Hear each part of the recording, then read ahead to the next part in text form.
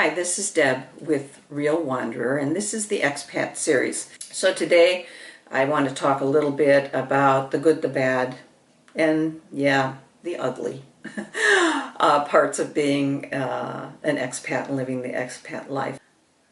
When that person came up to me in the park and was having that, what I thought was a really pleasant conversation, and I walked away realizing that my little pack on my hip pack had been unzipped and opened. I didn't even know it had happened.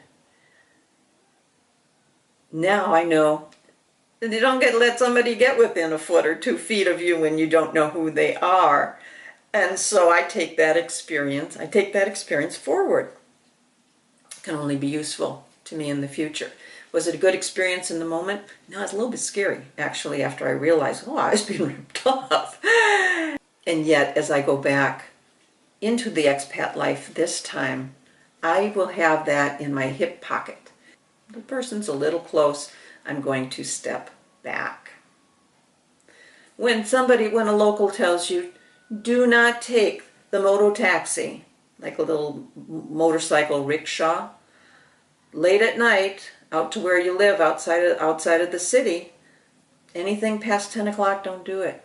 Of course, I got caught up in town and didn't realize the time, and I had to get back to I probably could have hired a taxi, just as risky, in that particular location to where I was going. But I flagged down a moto taxi because I thought being more visible would be a little bit more secure. And it was. It ended up being fine until we got outside my house in this community outside of town. And it was late enough at night that most of the community was asleep. When we got to my house, the moto taxi driver started demanding more money. And as I went to my door, he started following me to my door, demanding more money. And I thought, holy smokes, I'm in trouble. And I looked 2 doors down, and the woman and her family who lived there, her little bodega, her little store was still open. And so I just didn't open the door to my house. I walked right down there, and I said to the woman in my best Spanish, he wants money, he wants more money.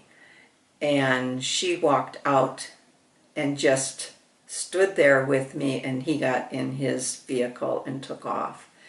So, it wasn't one of the best situations that I experienced, but in reality, it was a great learning experience that I will carry with me into my next adventure.